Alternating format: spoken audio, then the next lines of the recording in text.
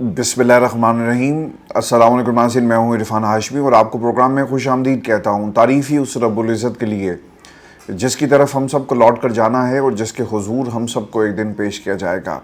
इस प्रोग्राम में शुरू करने से पहले तमाम दोस्तों से मेरी दरख्वास्त है कि आप चैनल को ज़रूर सब्सक्राइब कर लें और इरफान हाशमी टॉक्स को जाकर भी आपने सब्सक्राइब करना है। हमारे इस प्लेटफॉर्म के अलावा एक प्लेटफॉर्म है और डिस्क्रिप्शन में हमने लिंक दे दिया है व्हाट्सएप चैनल का भी और इरफान हाशमी टॉक्स का भी।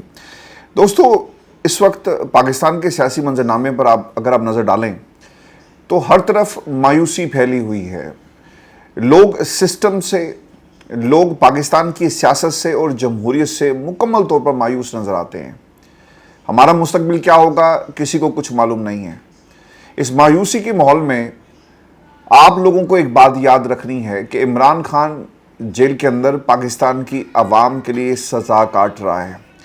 अगर वो बिलावल होता, मरियम नवाज़ होता, नवाज़ शरीफ होता, शहबाज शरीफ होता, बेनज़ीर भुट्टो होता या कोई और होता या आसिफ अली जरदारी होता तो कब का इस निज़ाम से डील कर चुका होता और इस वक्त हम इमरान खान की मजबूरियां और इमरान खान ने किस तरह से यू टर्न लिया उस पर बात कर रहे होते। लेकिन वो जेल काट रहा है। बिजली कई कई दिन काट दी जाती है। जो खाना दिया जाता है वो इंसानों के खाने के काबिल नहीं है। सख्तियाँ बढ़ा दी गई, नफसियाती तौर पर हमले किए जा रहे हैं और सर्जिकल स्ट्राइक्स आपको रोज़ाना की बुनियाद पर होती हुई नज़र आ रही हैं। गद्दारों, जासूसों के ज़रिए इमरान खान की जमात को तोड़ने की कोशिश की जा रही है। मैं इस पूरी सिचुएशन को आपके सामने इसलिए रखना चाहता था क्योंकि आज इमरान खान का एक जुमला मेरी आंखों के सामने से गुजरा और मैंने ये ज़रूरी समझा कि इस मायूसी के इस माहौल में आप तमाम दोस्तों के साथ ये शेयर किया जाए, क्योंकि मायूसी गुनाह है, कुफ्र है और अल्लाह ताला वहाँ से अगर आप की दुआ कबूल हो जाए और मदद रब्बुल इज़्ज़त की आन पहुँचे तो वहाँ से मदद करता है जहाँ से आप तसव्वुर भी नहीं कर सकते। खान साहब ने एक जुमला कहा था कि you only loose when you give up, if you don't give up you will win from the most incredible positions. तो आप उस वक्त हार जाते हैं जब आप हार मान लेते हैं, लेकिन अगर आपने हार मान ली तो यकीनन इमरान खान की ये जदोजहद जो है, जो पाकिस्तान की आवाम के लिए कर रहे हैं, वो पाकिस्तान की आवाम की तरफ देख रहे हैं कि इनकलाब और लोग निकले और इस निज़ाम के ख़िलाफ़ अपनी आवाज़ को बुलंद करें। पाकिस्तान तहरीक इंसाफ के साथ जो इस वक्त गद्दारों ने किया, जो धोखा दिया, इसकी एक मिसाल मैं आपके साथ शेयर करता हूँ। आपने कुछ दिन पहले बैरिस्टर गोहर को पार्लिमान के अंदर शहबाज शरीफ साहब से मुसाफा करते हुए देखा होगा और अगर आप उनकी तस्वीर को देखें तो इसके ऊपर काफ़ी ज़्यादा तनकीद भी हुई और सवाल किया गया कि बैरिस्टर गोहर जिनसे इमरान खान हाथ मिलाना नहीं चाहता, बैरिस्टर गोहर उनसे हाथ क्यों मिलाते हैं। खान साहब के ऊपर सबसे बड़ा जो उनके नाकदीन तनकीद करते थे वो क्या थी? वो तनकीद यही थी ना कि आप अपने मुखालफिन से हाथ मिलाना पसंद नहीं करते। इमरान खान से जब ये सवाल किया गया तो खान साहब ने हमेशा ही कहा कि मैं चोरों, लुटेरों, डाकुओं से हाथ क्यों मिलाऊं। इनके साथ हाथ मिलाने का मतलब ये है कि मैं कॉम्प्रोमाइज़ हो गया। लोग मेरी इंटेग्रिटी के ऊपर भी शक करेंगे कि जिस लीडर को हमने वोट दिया और जिसके साथ हम चल रहे हैं वो भी इनके साथ मिल चुका है। और जब ये तस्वीर सामने आई तो लोगों ने ये सवाल किया। अब इतलात ये हैं कि शहबाज शरीफ ने बैरिस्टर गोहर से कौमी असम्बली में जब हाथ मिलाया तो उन्होंने कहा कि बैठकर मुज़ाकरात करें, अगर हमारे साथ नहीं करने तो स्पीकर से आप बात कर लें, हमें बातचीत करनी चाहिए, हमें आगे बढ़ना चाहिए। और बैरिस्टर गोहर ने मुकालमे का जवाब देते हुए कहा इंशाअल्लाह, और इस पर पाकिस्तान तहरीक इंसाफ ने जवाब भी दिया। तो बैरिस्टर गोहर एक ऐसे रॉन्ग नंबर हैं जिन्होंने पाकिस्तान तहरीक इंसाफ के लिए कुछ नहीं किया। वो ठंडी गाड़ी में बैठते हैं, इमरान खान की वो गुफ्तगू जो पाकिस्तान की आवाम के लिए वो अमानत इन लोगों के पास इनको देते हैं, ये बाहर आकर उस सारी गुफ्तगू को ठंडा कर देते हैं। तहरीक को जितना नुकसान बैरिस्टर गोहर और इन जैसे अली मिन गंडापुर जैसे लोगों ने पहुंचाया, शायद ही किसी और ने पहुंचाया होगा। मैं बार बार ये कहता हूँ कि पाकिस्तान की इस्टेब्लिशमेंट ने भी इतना नुकसान नहीं पहुंचाया जितना इन दो लोगों ने नुकसान पहुंचाया। अब सवाल इनसे ये किया जाए, और आज पता भी आपको लग गया होगा कि पहले प्रेस कॉन्फ्रेंस पाकिस्तान तहरीक इंसाफ में जब की तो बैरिस्टर गोहर आए, उनके जाने के बाद और इस मौजू पर कोई बात नहीं हुई। आकर सलमान अकरम राजा साहब ने क्या कहा, जो असल ताकत आइन और जमहूरियत के रास्ते में खड़ी है वो हमसे बात करे और बताए कि उन्होंने क्यों ये रविश इख्तियार की। ये हुकूमत जो खुद बैसाखियों पर है, ये खुद कहते हैं कि हम मजबूर हैं اور انہوں نے اس بات کی طرف بھی اشارہ کیا کہ ہم پاکستان کے اندر کسی سے بات نہیں کریں گے، پاکستان کی حکومت سے، ہم صرف اور صرف پاکستان کی اسٹیبلشمنٹ سے بات کریں گے۔ پھر ایک سوالوں سے یہ بھی ہوا کہ فضل الرحمان صاحب یہ کہہ رہے ہیں کہ 26ویں آئینی ترمیم کی حمایت کی۔ سلمان اکرم راجہ صاحب نے اس کا جواب دیا کہ غلط کہتے ہیں، یہ بالکل غلط بیانی ہے، میں اس کو رد کرتا ہوں۔ میں نے واشکاف الفاظ میں کہا تھا کہ فضل الرحمان ہم 26ویں ترمیم کے نہ متن کو مانتے ہیں اور نہ ہی پروسیجر کو۔ پاکستان کی 78 سال کی تاریخ یہ ہے کہ منظور نظر سیاسی جماعتوں کو سامنے کھڑا کر دیا جاتا ہے، لیکن دراصل پیچھے جبر کی حکومت ہی ہوتی ہے۔ سیاسی جماعتوں کو ایک ہی آپشن دیا جاتا ہے، یا جبر کا چہرہ بن جاؤ ورنہ بھاگ جاؤ۔ افسوس ہے کہ چند سال بعد کوئی اقتدار کی گود میں بیٹھ جاتا ہے۔ سلمان اکرم راجہ صاحب نے یہ تمام باتیں کہی ہیں، لیکن اس موضوع پر جن کو کرنی چاہیے تھی انہوں نے یہ بات آپ کو اپنی اس پریس کانفرنس میں اس کا تذکر نہیں کیا۔ ویورز، اس حوالے سے جو ٹویٹ کیا گیا وہ ٹویٹ تھا جی طلعت حسین کا، اور طلعت حسین صاحب نے اس حوالے سے جو بات کہی ہے میں آپ کے ساتھ شیئر کر دیتا ہوں۔ 2-3 تصویریں تھیں جس پہ وہ کہتے ہیں the Prime Minister walks 2 rows, shakes your hand and says Gohar Sahab, do something about the dialogue process. If you do not want to do it directly, involve the speaker, but please do something.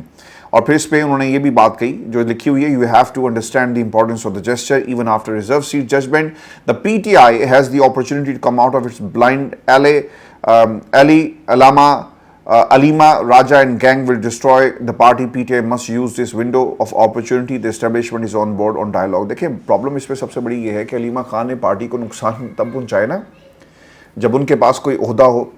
Pakistan Tehreek Insaf مذاکرات کرنا چاہتی ہے، میں خود یہ چاہتا ہوں کہ پاکستان تحریک انصاف مذاکرات کرے، اور عمران خان گرجتا برستا بولتا لیڈ کرتا ہوا اچھا لگتا ہے، وہ جیل میں بیٹھا ہوا سڑتا ہوا کسی کو اچھا نہیں لگتا ہے، کیونکہ یہ وہ تاریخ لکھی جا رہی ہے کہ ایک لیڈر پاکستان کی عوام کو ملا اور ہم نے اس کے ساتھ کیا کیا، ہم اس کو ووٹ تو دیتے ہیں لیکن اس کے حق میں بات نہیں کرتے۔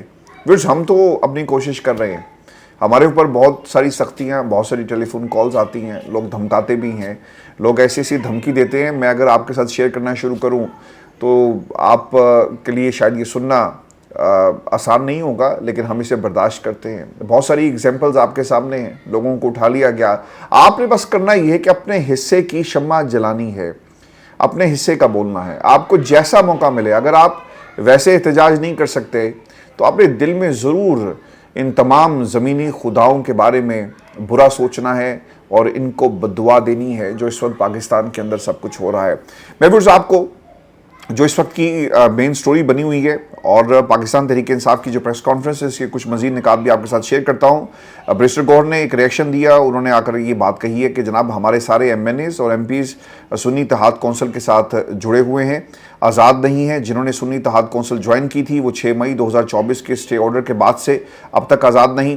سنی اتحاد کونسل کے ممبرز ہیں۔ میں عمران خان نے انصاف کی تحریک 1996 میں شروع کی اور 9 نمبر پر تھی پاکستان کی عدلیہ، آج آپ کو 146ویں نمبر پر نظر آئے گی، اور پاکستان کے اندر ہی سب کچھ ہو رہا ہے۔ ہماری چیف جسٹس سے درخواست ہے کہ آپ آئینی بینچ کا حصہ نہیں ہیں، لیکن آپ پر فرض ہے کہ آپ انصاف پر نظر رکھیں، چھوٹی عدلیہ کو احکامات دیں کہ تحریک انصاف کے ساتھ ظلم نہ کریں۔ دیکھیں جو عدالتیں بنا کر اور 26ویں ترمیم کر کے، اور جس چیف جسٹس کو لگایا گیا وہ اس لیے لگایا گیا کہ وہ فراز یہ بریسٹر گوہر کی یا کسی اور کی بات سنیں، اس لیے نہیں لگایا گیا۔ جب آپ لوگوں کے پاس یہ موقع تھا آپ کیوں نہیں کرتے؟ آپ کیوں ان تمام لوگوں کو روکتے نہیں ہیں؟ ویورز، میں آپ کو نا کوئکلی ایک چیز آپ کے ساتھ شیئر کر دوں، اور احسن واحد نامی ایک ٹویٹر اکاؤنٹ ہے، اور احسن واحد کون ہے میں نے نہیں جانتا، لیکن میں آپ کو چیک کر کے بتا سکتا ہوں۔ اسلام آباد سے بیسڈ ایک جرنلسٹ ہیں، اور 17,000 ان کے فالوورز بھی ہیں، اور انہوں نے 2020 میں ٹویٹر کو جوائن کیا ہے۔ اچھا، ایک ٹویٹ ہے، وہ یہ کہتے ہیں کہ پی ٹی آئی سے مخصوص نشستیں چھیننے والے جسٹس علی باقر نجفی کو جب سپریم کورٹ کا جج بنایا گیا تو جوڈیشل کمیشن میں حکومت اور پی ٹی آئی ممبران نے انہیں مل کر ووٹ دیا۔ یہ دیکھیں پاکستان تحریک انصاف میں غدار میر جعفر میر صادق تو موجود ہیں، اور آپ کیا کر سکتے تھے؟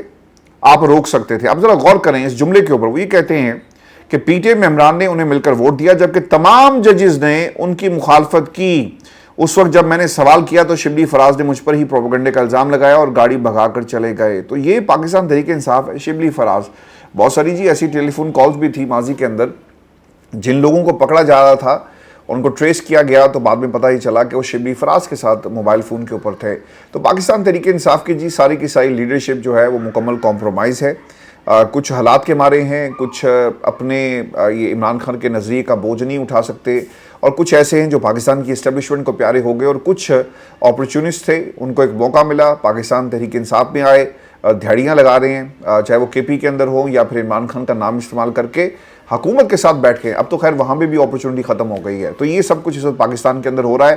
میں آپ کو شبلی فراز کی چونکہ ان کا ذکر ہے, ایک اور بات بھی بتا دوں کہ کل کا فیصلہ اس ناانصافی کا تسلسل ہے جو 2022 میں رجیم چینج کے بعد شروع ہوئی تھی, اور پنجاب اور خیبر پختونخوا کی اسمبلیوں کا 90 دن میں الیکشن نہ کروا کر جاری رہی. اس نظام نے تب سے اب تک قانون پر جب سوٹ کیا تب ہی عملداری کی, ورنہ قانون پر عملداری جو ہے وہ نہیں ہوتی. تو جب بھی آپ لوگوں کو بھی جب سوٹ کرتا ہے آپ اس کے اوپر عمل کرتے ہیں, اور جب آپ کو سوٹ نہیں کرتا آپ عمران خان کی باتوں کو پاکستان کی عوام کے سامنے رکھتے ہی نہیں ہیں. میں بھی آپ کو ایک خبر یہ بھی دوں, زلفی بخاری صاحب کا ایک انٹرویو ہے انڈیپینڈنٹ کو انہوں نے دیا, اور انہوں نے عمران خان کی جیل کے حوالے سے کچھ باتیں کہی ہیں کہ عمران خان کو ڈیتھ سیل کے اندر رکھا ہوا ہے, ان کی بجلی جب ان کا دل چاہتا ہے یہ کاٹ دیتے ہیں, کھانا ایسا دیا جاتا ہے جو کھانے کے قابل نہ ہو. لیکن عمران خان اور بشرا بی بی مضبوط ہیں اور ان کے اعصاب بالکل وہ ٹٹے ہوئے ہیں جیل میں, ان پر جتنا بھی ظلم ہو وہ شکایت نہیں کرتے.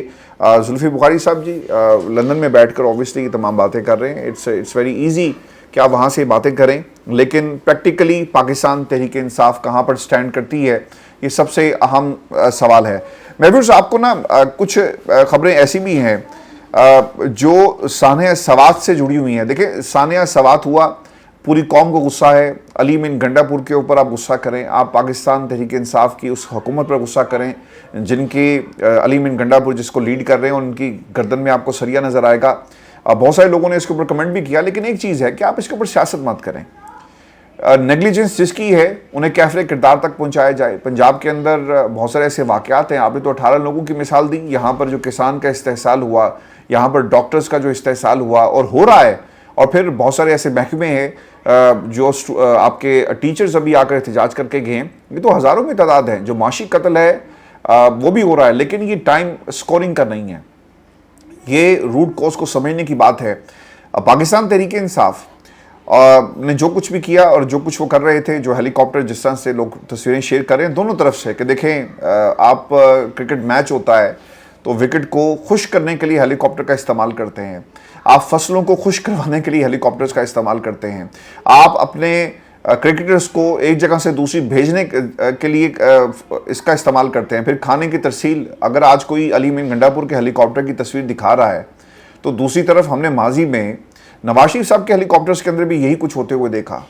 تو یہ کوئی نئی بات نہیں ہے, سیاستدان ہمیشہ سے یہی کرتے رہے. لیکن جو پس گیا وہ خاندان جن کے 18 افراد جو ہیں وہ اللہ کو پیارے ہو گئے, اور اس کے اوپر یعنی سیاست کی جا رہی ہے لاشوں کے اوپر. پاکستان تحریک انصاف اور علی مین گنڈا پور, اوبیسلی علی مین گنڈا پور, میں تحریک انصاف نہیں, علی مین گنڈا پور, اور بعض لوگوں نے تو اب انہیں گنڈا پور سے گنڈا پور جو ہے وہ کہنا شروع کر دیا ہے. ان کے خلاف جی سوات میں احتجاج ہوا ہے, اور بڑا زبردست قسم کا احتجاج ہوا ہے. وہ آغا ہمارا چھوٹا بھائی جو ہے, میری اس سے کبھی خیر ملاقات تو نہیں ہوئی, لیکن بچہ بہت اچھا کام کر رہا ہے, وہ مائک لے کر کے پی پہنچ گیا, اور اس نے جا کر لوگوں سے پوچھا کہ ہاں بھی بتائیں علی مین گنڈا پور. انہوں نے کہا جی کون گنڈا پور, یہ گنڈا ہے اور ہم نہیں مانتے اس کو.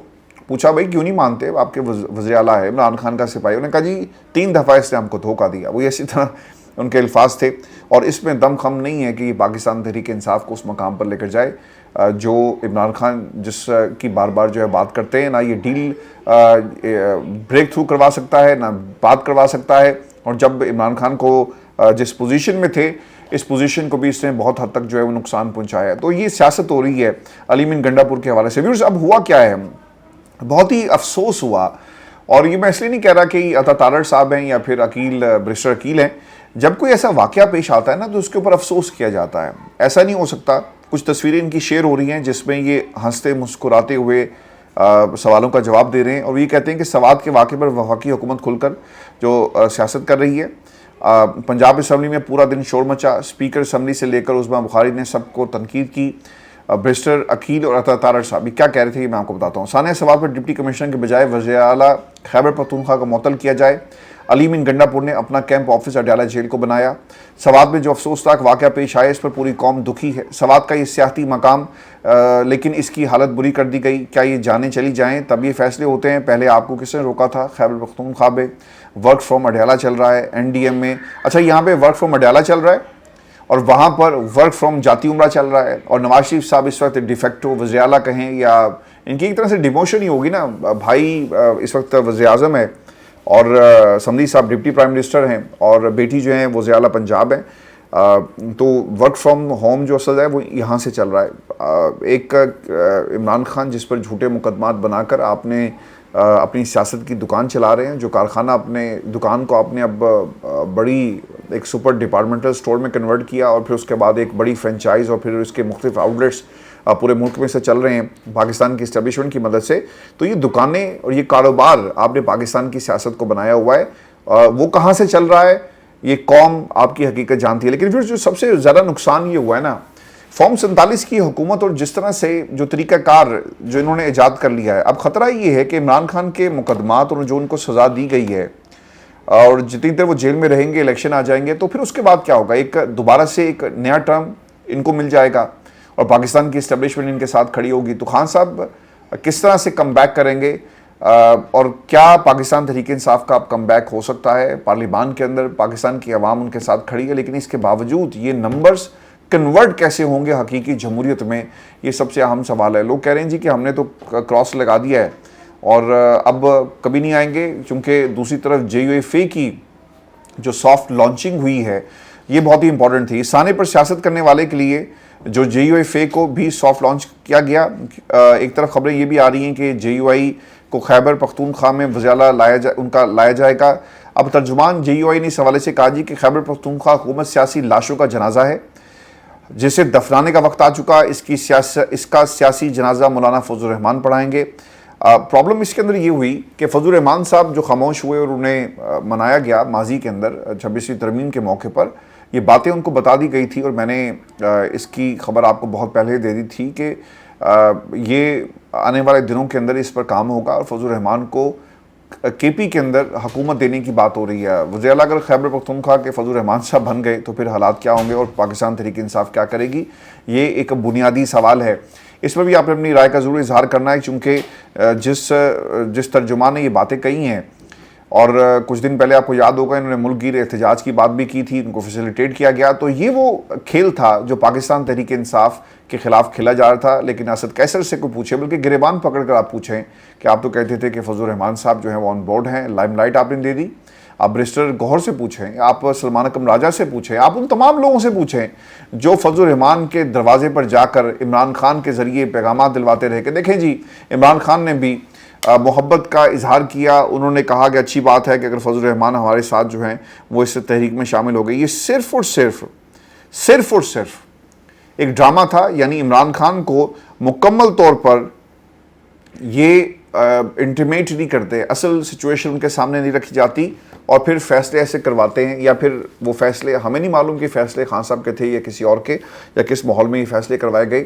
لیکن فضل الرحمان صاحب کے خلاف اگر عمران خان ان کے حق میں بات کر رہے تھے تو اس میں بھی ان لوگوں کا کردار، تو آج دیکھیں آج آپ کی حکومت کو وہ الٹانے کے لیے فضل الرحمان کو لانچ کر دیا گیا۔ میں ویورز آپ کو ایک افسوسناک خبر یہ بھی دے دوں کہ ایک تو پنجاب میں جی سرکاری ہسپتالوں میں ہیلتھ کارڈ کی سہولت کو ختم کر دیا گیا ہے۔ اس حوالے سے چیف ایگزیکٹو آفیسر لاہور نے تمام میڈیکل سپرنٹینڈنٹ کو مراسلہ جاری کر دیا اور یونیورسل ہیلتھ انشورنس بند کی جا رہی ہے۔ تمام سرکاری ہسپتال 30 جون تک اپنے بقایا جات کی تفصیلات جمع کروائیں اور 30 جون کے بعد اسٹیٹ لائف انشورنس کے بقایا جات ادا نہیں کیے جائیں گے۔ میں آپ کو بھی ایک خبر یہ بھی دے دوں کہ فوج کو جی تعینات کرنے کی منظوری دے دی گئی ہے اور محرم الحرام کے اس موقع پر سیکیورٹی اور دشمن پاکستان کے اوپر گھات لگا کے بیٹھا ہے۔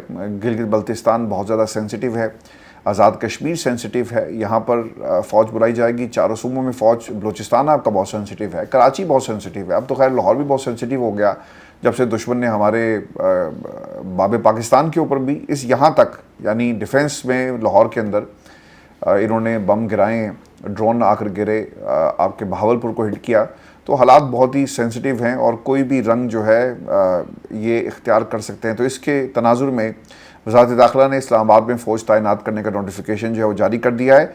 नोटिफिकेशन के मुताबिक फ़ौज सिविल इदारों की मदद के लिए सिक्योरिटी फ़राइज़ सर अंजाम देगी और इन्हें पूरे मुल्क के अंदर जो है वो तैनात किया जाएगा। और फिर मैं आपको ये भी खबर दूँ कि तेहरान में अवामी सुनामी, इसराइली हमलों में जाँ बहक होने वाले फ़ौजी कमांडर्स और साइंसदानों समेत 60 अफराद की नमाज जनाजा ईरान के दारुल हुकूमत तेहरान में अदा कर दी गई है। और नमाज जनाजे में हज़ारों अफराद स्याह लिबास पहनकर ईरानी झंडे लहराते हुए शरीक हुए और इसराइल और अमरीका के ख़िलाफ़ नारे भी लगाए गए।